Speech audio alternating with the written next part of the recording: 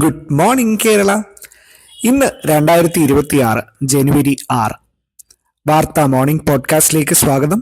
ഞാൻ അമൽ. വോട്ടർ പട്ടികയിൽ എല്ലാവരെയും ഉൾപ്പെടുത്താൻ സർക്കാർ നടപടി. അർഹരായ മുഴുവൻ ആളുകളെയും വോട്ടർ പട്ടികയിൽ ഉൾപ്പെടുത്തുമെന്ന് മുഖ്യമന്ത്രിയുടെ ഓഫീസ് അറിയിച്ചു.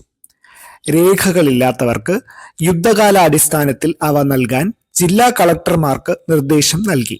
ഇതിനായി തദ്ദേശ സ്ഥാപനങ്ങളിൽ പ്രത്യേക ഹെൽപ്പ് ഡെസ്കുകൾ സ്ഥാപിക്കും. ശബരിമലയിൽ വൻ ഭക്തജനത്തിരക്ക്. മകരവിളക്ക് സീസണിൽ എത്തിയവർ 5 ലക്ഷം കടക്കുന്നു. മകരവിളക്ക് ഉത്സവത്തോടനുബന്ധിച്ച് ശബരിമലയിൽ തീർത്ഥാടകരുടെ വൻ തിരക്ക് അനുഭവപ്പെടുന്നു. മകരവിളക്ക് സീസൺ ആരംഭിച്ച് ഏതാനും ദിവസങ്ങൾക്കുള്ളിൽ സന്നിധാനത്തെത്തിയ ഭക്തരുടെ എണ്ണം 5 ലക്ഷം പിന്നിട്ടു. പ്രതിദിനം ശരാശരി 80,000-ഓളം പേരാണ് ദർശനം നടത്തുന്നത്. തിരക്ക് വർദ്ധിച്ച സാഹചര്യത്തിൽ പമ്പയിലും മരക്കൂട്ടത്തും നിയന്ത്രണങ്ങൾ കർശനമാക്കിയിട്ടുണ്ട്.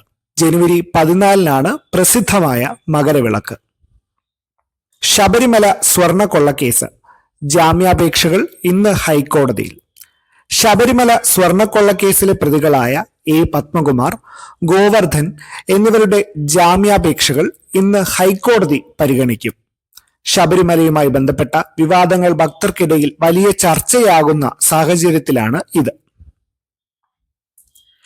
സീറോ മലബാർ സഭ സിനഡ് ആരംഭിക്കുന്നു. സീറോ മലബാർ സഭയുടെ 34ാമത് സിനഡ് സമ്മേളനം ഇന്ന് കാക്കനാട് മൗണ്ട് സെന്റ് തോമസിൽ ആരംഭിക്കും. വൈകിട്ട് 5:30 major archbishop Mar Raphael Thattil community empowerment year 2026 ഉദ്ഘാടനം ചെയ്യും.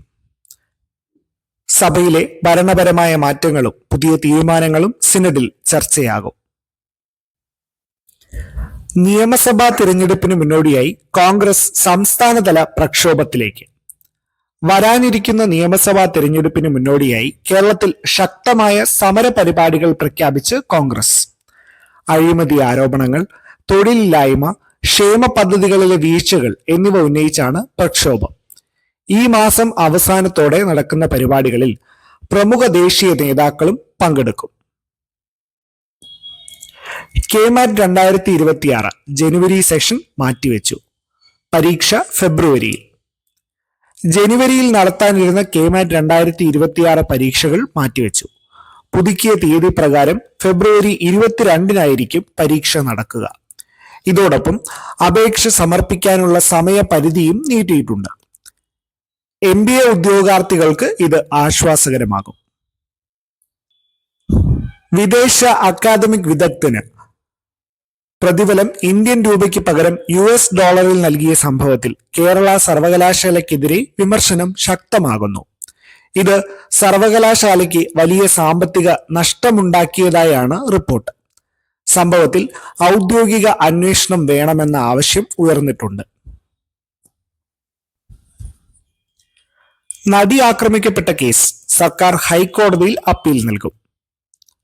നടി ആക്രമിക്കപ്പെട്ട കേസിലെ വിചാരണ കോടതി വിധിക്കെതിരെ ഹൈക്കോടതിയിൽ അപ്പീൽ നൽകാൻ കേരള സർക്കാർ തീരുമാനിച്ചു.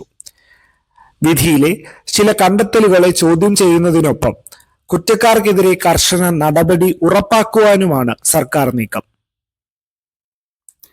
രാഹുൽ ഈശ്വർ മുൻകൂർ ജാമ്യാപേക്ഷയുമായി ഹൈക്കോടതിയിൽ. പുതിയതായി രജിസ്റ്റർ ചെയ്ത കേസിൽ മുൻകൂർ ജാമ്യം തേടി രാഹുൽ ഈശ്വർ ഹൈക്കോടതിയെ സമീപിച്ചു. ജാമ്യ വ്യവസ്ഥകൾ ലംഘിച്ചുവെന്നും ഓൺലൈൻ പ്രതികരണങ്ങൾ വഴി ചട്ടലംഘനം നടത്തിയെന്നുമുള്ള ആരോപണങ്ങളെ തുടർന്നാണ് നടപടി. സംസ്ഥാനത്തെ കോഴി ഫാമുകളിൽ പക്ഷിപ്പനി സ്ഥിരീകരിച്ചു.